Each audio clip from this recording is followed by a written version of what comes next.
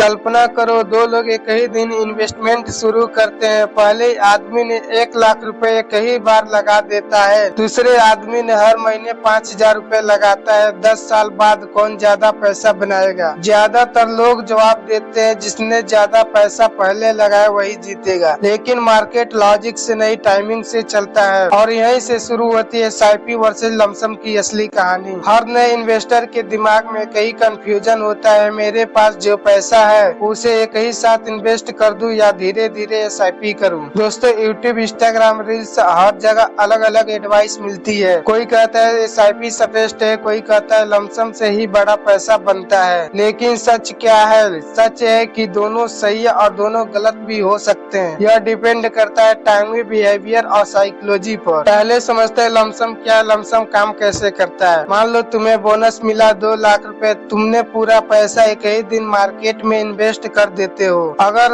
उसी साल मार्केट ऊपर चला गया तो तुम जॉकपॉट मारोगे, लेकिन अगर उसी महीने मार्केट क्रैश हो गया, तुम्हारा इन्वेस्टमेंट तुरंत 20 से 30% नीचे जा सकता है। यही लमसम का रिस्क है। यह मार्केटिंग टाइमिंग पर बहुत डिपेंड करता है, और सच बताऊं, दुनिया के बड़े बड़े फंड मैनेजर भी इससे टाइमिंग कंस्टेंटली नहीं सही कर पाते हैं। फिर भी लमसम पावरफुल क्यों है? क्योंकि मार्केट स्टडी लंबे समय में ऊपर जाता है। जितना जल्दी पैसा मार्केट में जाता है उससे ज्यादा टाइम उसे ग्रो करने को मिलता है। Time in the market beat timing the market. अब बात करते हैं एसआईपी की। एसआईपी कैसे काम करता है? एसआईपी क्या करता है? रिस्क को धीरे धीरे फैलाता है। मान लो तुम्हें हर महीने 5,000 रुपए इन्वेस्ट करते हो। कभी मार्केट ऊपर होगा, महंगा खरीदोगे, कभी मार्केट नीचे होगा, सस्ता खरीदोगे, लेकिन धीरे धीरे तुम्हारी एवरेज बाइंग प्राइस बैलेंस हो जाती है। इसे कहते हैं रुपीज कॉस्ट एवरेजिंग। इसका सबसे बड़ा फायदा तुम्हें मार्केट का सही समय गेस नहीं करना पड़ता है। लेकिन एसआईपी का एक हिडन ड्रॉबैक भी है जिसके बारे में लोग कम बात करते हैं। अगर मार्केट लगातार ऊपर जाता रहा तो एसआईपी करने वाला इन्वेस्टर हर महीने ज्यादा महंगे प्राइस में खरीदता रहता है। ऐसे केसेस में लमसम इन्वेस्टर अक्सर ज्यादा रिटर्न बना लेते हैं। यानी एसआईपी हमेशा हाईएस्ट रिटर्न नहीं देता, यह रिस्क को कंट्रोल कर देता है। दोस्तों, अब एक छोटी सी कहानी के माध्यम से इसको समझते हैं। दो दोस्त थे, अमन और रवि। अमन को बोनस में 5 लाख रुपए मिले। उसने डर के कारण धीरे धीरे एसआईपी करूंगा,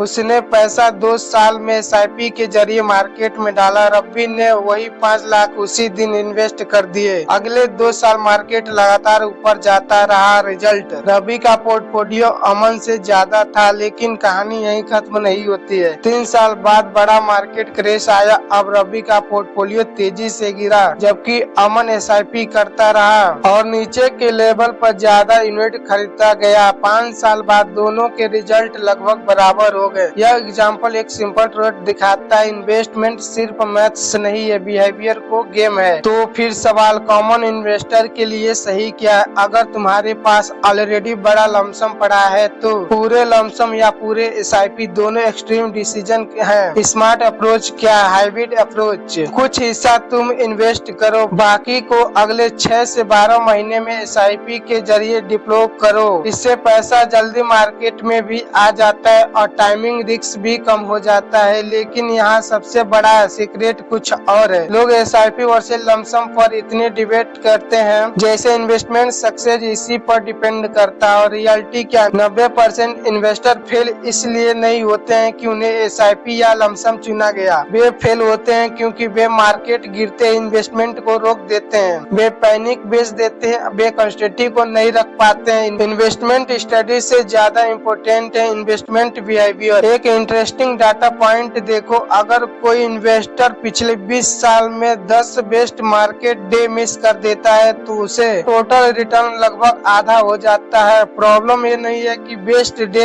अक्सर आते हैं सबसे बड़े क्रैश के तुरंत बाद, यानी जिस दिन लोग डरकर बाहर निकलते हैं उसी दिन फ्यूचर गेन्स की शुरुआत होती है। इसलिए एसआईपी पावरफुल है क्योंकि डिसिप्लिन को ऑटोमेट कर देता है। तुम मूड से नहीं, सिस्टम से इन्वेस्ट करते हो। अब बड़ा सवाल, अगर तुम्हारे पास आज डिसाइड करना है एसआईपी वर्सेस लमसम, तो खुद से 3 सवाल पूछो। क्या मेरे पास बड़ा पैसा ऑलरेडी अवेलेबल है? क्या मार्केट गिरने पर मेंटली स्टेबल रह पाऊंगा? क्या मैं अगले 10 साल तक इन्वेस्टमेंट को छूने नहीं वाला हूँ? अगर तीनों का जवाब हाँ है तो लमसम लमसम तुम्हारे लिए पावरफुल हो सकता है। अगर तुम्हें टाइमिंग का डर है, इनकम हर महीने आती है और कंसिस्टेंसी चाहिए, तो SIP तुम्हारे लिए बेस्ट है। लेकिन सबसे अनकंफर्टेबल ट्रुथ सुनो, वेल्थ बनती है SIP या लमसम से नहीं, वेल्थ बनती है टाइम प्लस कंसिस्टेंसी से। जो इन्वेस्टर 15 साल तक टिक जाता है उसे यूजुअली जीत जाता है, चाहे उसे SIP चुना गया हो या